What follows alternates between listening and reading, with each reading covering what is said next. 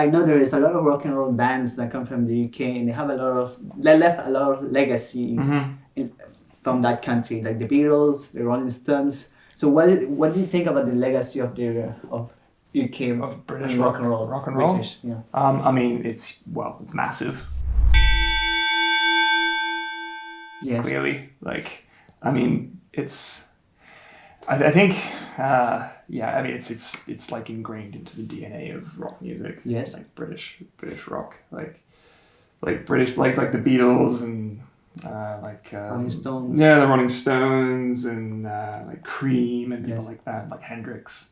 You know, like Hendrix was American, but he was sort of formed within like the UK, like his British. sound like developed within the British scene, and he loved Yes. the British scene, which is why he came over to it.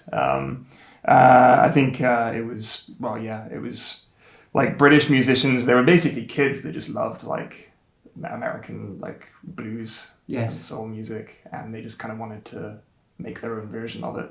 Okay, so Took it to the next level. Yeah, well, I mean, I wouldn't necessarily say that, but they made something new. yes, And like, well, in terms of like rock and roll, yeah, like they were listening to Elvis, and Buddy Holly, yeah, and they like, yeah, they sort of Englishified it. And they have like Black Sabbath as well, and Yeah. people like it's sort of these the guys who were like working in factories, and they were like that kind of went into the sound, like heavy metal was like born there, and like Okay. the sort of English industrial working towns. So rock and roll comes from yes, rock and roll has the British. I mean, British got a lot of impact on rock and roll. But I'm just gonna ask you, what do you guys think? Does the American rock and roll is better than British rock and roll? No, it's not bad. No, it's not bad. I think It's No, different. I mean, It's different. It's way different. I think like British rock was really important. Like I don't think American rock and roll would be what it is now without like what happened in Britain. Okay. Yeah, they take Okay. a lot from it. Yeah. All right, so they take a lot from. the Basically, what was happening in the States, in American rock, like Elvis and Buddy Holly, let's say, it went to Britain. They made it something new out of it, and they And it brought came that back. back to the States. But then it happens again, and like something Yeah. new happens in America, and then it gets brought back into, like sort of like with like Nirvana Yes. in the 90s, Okay. and like the Pixies, and then that was then brought back into the UK, and like Radiohead came out of that, and then like that goes back and forth. It's Like a circle of influence. yeah, It just yeah, like comes the- back and forth. Yeah. Both countries are really important. Yeah, to, they're like- important yeah, on they're the equally history important. of rock and roll, but is there any other country that really has this huge legacy for rock and roll? Like any other? I think like America deserves like top spot. Yeah, totally. Obviously, nothing would never have happened without America. Like, Yeah.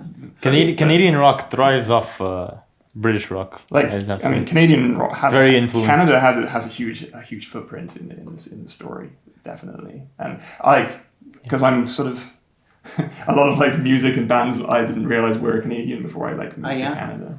All right, but I also think that the Finland is within rock and roll. I think it's more like heavy metal. Yeah. Yeah. Yeah, Germany, Finland, Yeah. Scandinavian.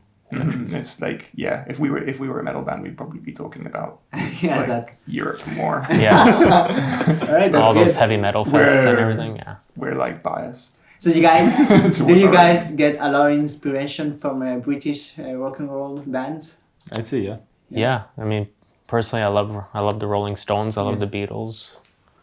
I mean, yeah, everyone. Yeah, I'm sure everyone gets inspiration from them, one way or another. All right. I love the Birds. Yeah, I love those guys. Yeah. Royal Blood. Royal Blood. But that's recent they example. Royal Blood. They're like they're a little bit more new. Yeah. But I mean, because in the 1970s we all know that rock and roll was booming. Like rock and roll was the music. 1970s, like Yeah. 1960s, Yeah. 1970s, rock and roll was the big thing. Mhm. So we all know that a lot of bands came from. Right now, a lot of bands came from that time. That inspiration they got from that time, you know. So I thought that you guys also really get inspired by those kind of bands. Well, we do. Yeah. We're very influenced by those bands, but it's like we're looking at the future. Yeah, we don't want to sound like them. We don't want to be like a band. Like the that- 60s and 70s were 60s and 70s, but now we're entering 2020. Yeah. It's a whole new decade, new century.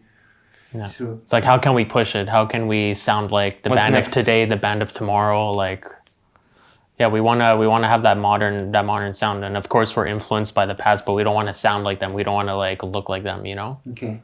Yeah. Right. What do you think about Matthew? You didn't say no. Well, we want to sound different from everybody else. Yes. Have a different sound, our own style.